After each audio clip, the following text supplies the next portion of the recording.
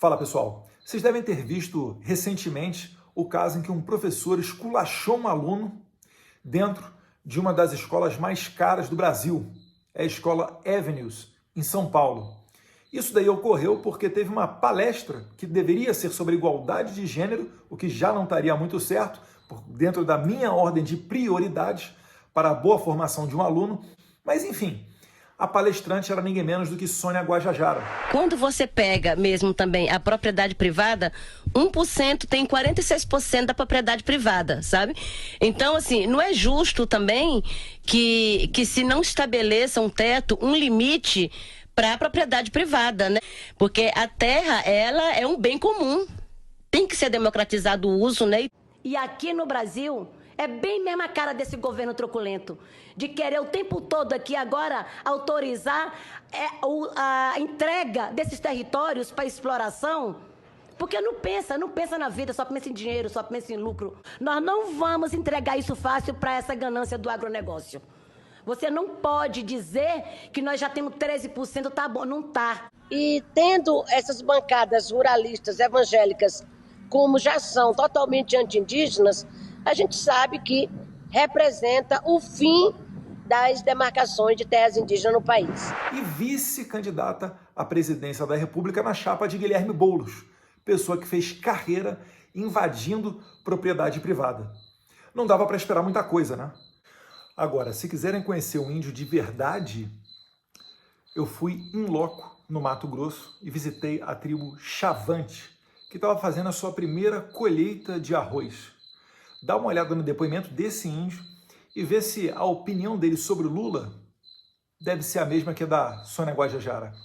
Está pensando que o Lula, a gente não acompanha a sua história. O senhor prometeu, quando era candidato para presidente, o senhor prometeu que ia ajudar, mas que dividiu os irmãos Chavante entre eles. Eles estão brigando até agora. Por que eles estão contra esse projeto, contra esse desenvolvimento? Foi o presidente Lula que trouxe essa divisão, essa discórdia, ódio. Então, pare, não se candidate ou sai na boa, ou fica de fora dessa eleição. Deixe o Brasil produzir, deixe os povos indígenas se desenvolverem. Tire suas organizações que tentam macular o nome do Brasil, o nome do presidente Bolsonaro. Eu falo, ninguém me representa no ONU. Na ONU ninguém me representa. Eu me represento aqui. Essa é a realidade, esse é o fato. E agora dá uma olhada em como esses índios vivem, porque sempre foram proibidos de explorar de maneira sustentável as suas terras. As suas terras que fazem divisa numa estrada. De um lado, o fazendeiro, homem branco, pode produzir tudo o que quiser. Do outro, o índio, que é obrigado a viver nesse tipo de condição que vocês vão ver agora, as suas casas. E além disso, tenha em mente que índios desta região sofreram mais de 40 multas, ultrapassando 100 milhões de reais, por tentarem fazer um uso das suas terras e sair da sua condição de miserabilidade. Dá uma olhada que é impressionante. Mais ou menos 2005, 2006, de alvenaria. Porque a outra que a gente foi ali era madeira. Foi na Nova Vida. A gente deu uma paradinha ali, falamos com o pessoal, conhecemos. Então, vou estar representando os povos indígenas do Brasil. Eu quero defender o nosso posicionamento, a nossa convicção da realidade que nós vivemos e o que esperamos daqui para frente. Aqui tem uma... Com fé em Deus, o nosso prefeito. Essa é a realidade deles. Não, foi importante você fazer isso. Não, cara, entendeu? Não, eu não entendi que você Tudo bom, você chefe? pediu, Como é que tá? entra aqui. Prazer aí, Eduardo. Mas foi bom, foi Licença. importante ter vindo aqui. Aí as reuniões e por que as famílias saíram do sangrador. Pode ficar à vontade. Essa aqui ainda está bem, tem fogão. Mas a maior parte é palha e plástico. Tchau, tchau. Ela foi fazer um café, queimou. Qual que é a novidade? Diz que literalmente queimou mesmo. Ela botou água com açúcar e... Será que o nosso excelentíssimo professor antropólogo formado em Harvard Já teve a oportunidade de visitar uma casa de um índio desse? Será que ele tem uma solução a apresentar a esse índio? Ou será que a proposta dele e da Sônia Guajajara, que é amiga dos europeus e das pessoas que nunca pisaram numa terra indígena brasileira, será que o que eles desejam para esses índios é colocar eles num cercadinho, como se fossem animais de zoológico, a fim de determinar que eles sigam com a sua cultura? Chega a ser quase irracional, né? Eu não sou menos brasileiro por usar uma roupa americana e ter um carro japonês. Por que o índio tem que ser fadado a morrer de dor de dente e afta, sendo que o mundo inteiro já ultrapassou, né? Já venceu esses tipos de doença há muito tempo? Mas graças a Deus, agora, com o presidente Bolsonaro, tão criticado pela Sônia Guajajara, conseguiu colocar gestões eficientes e humanizadas, com governança à frente da FUNAI e também à frente do IBAMA. Então é agora, nessa atmosfera, depois de vencidas essas barreiras das multas, pela primeira vez os índios chavantes vão poder fazer a sua colheita e comprar o que eles acharem que é prioritário para dar conforto e dignidade às suas famílias, coisa que não é ofertada por esse discurso socialista fácil das pessoas que não têm qualquer conhecimento do que seja morar numa terra indígena no Brasil. E o aluno, ao final da palestra, né, da Sônia Guajajara, perdendo um tempo enorme que poderia estar sendo aproveitado para outra coisa, tiveram de ser forçados a ver isso, tipo de coisa, ele resolveu estender o debate e colocar o ponto de vista racional dos seus pais de origem do campo, né, fazendeiros, que foram retratados pela Sônia Guajajara como os malvadões, e o aluno foi aplaudido pelos colegas de classe. O professor, obviamente, sem poder contra-argumentar, mostrou toda a sua mesquinhez, o quanto pequeno que ele é, tendo que se esconder atrás de títulos que sequer são verdadeiros. Disse que é professor ou tem um título de Harvard, quando, na verdade, a Harvard sequer emite um diploma para esse cursinho que ele fez. Se é que ele fez, né? Tem gente falando que foi um negócio feito pela internet, de $70, algumas poucas aulas, e o professor bate no peito dizendo: eu sou formado em Harvard. Professor, o aluno continua sem resposta. Será que dá para contra-argumentar ele? Não dá, né? Porque um garoto, com todo respeito, de 16 ou 17 anos, já tem mais conhecimento de mundo do que o senhor.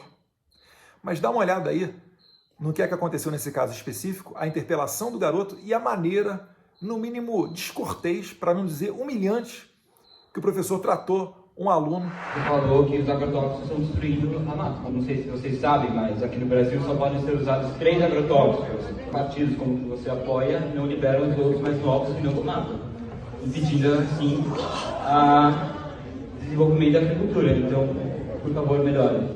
Em resposta, o professor disse: quando você entender o que é ser uma pessoa deste tamanho, você vai se lembrar desse dia com muita vergonha. Então, a minha questão para você é: me respeite, porque eu sou um doutor em antropologia, eu não tenho opinião. Eu sou especialista por Harvard, eu não tenho opinião. Isso é ciência que nós estamos falando. No dia que você quiser discutir com a gente, traga o seu diploma, a sua opinião fundamentada em ciência, aí você discute com um especialista em Harvard, um doutor em antropologia no Museu Nacional. Por mês, os pais pagam cerca de R$14 mil numa mensalidade. Certamente pensam que estão dando a melhor educação para os seus filhos. E todos os pais, né, porque o que a gente tem mais de precioso são os nossos filhos, se pudéssemos, pagaríamos essa mesma quantia para colocar a melhor educação possível para eles. Mas o que a gente vê aí, infelizmente, não é verdade. E, inclusive, apresento para vocês uma tabela para vocês verem que esse engano de achar que a elite brasileira, colocando seus filhos em escolas caras no Brasil, estão livres, né, de uma má educação. Acham que estão colocando numa educação de qualidade, padrão Japão, padrão Estados Unidos ou qualquer outro país de ponta. Repara só nesse gráfico que a elite brasileira, as melhores escolas nacionais, formam alunos com o mesmo nível intelectual de uma classe média baixa em Portugal. Isso daí ocorre por quê? Porque durante décadas foi exaltado o modelo de Paulo Freire, que, a exemplo desse professor, é uma pessoa também que tem vários títulos, doutor honoris causa, pelo mundo inteiro. Tal qual ocorre também, não sei se vocês conhecem, com um super intelectual chamado Luiz Inácio Lula da Silva. Então repare que esses títulos já não servem para muita coisa. Mas voltando a Paulo Freire, ele sempre dizia que o principal é o aluno ter senso crítico. O que é senso crítico? É saber de igualdade de gênero, é saber, como o professor ali diz ser graduado, né, por estudos afro-latino-americanos, coisas que certamente não vão ser utilizadas para esse menino quando ele for suceder o pai dele na empresa dele, quando ele for tocar a fazenda do pai dele, quando ele for querer se tornar uma pessoa qualificada para o mercado de trabalho, seja em qualquer área que for. É por isso que o Brasil sempre ocupou as últimas posições na prova do PISA, que é o exame internacional utilizado como referência pela OCDE, o grupo dos países ricos, né? Alemanha, França, Estados Unidos, dentre outras potências mundiais, não só econômicas, como também na educação.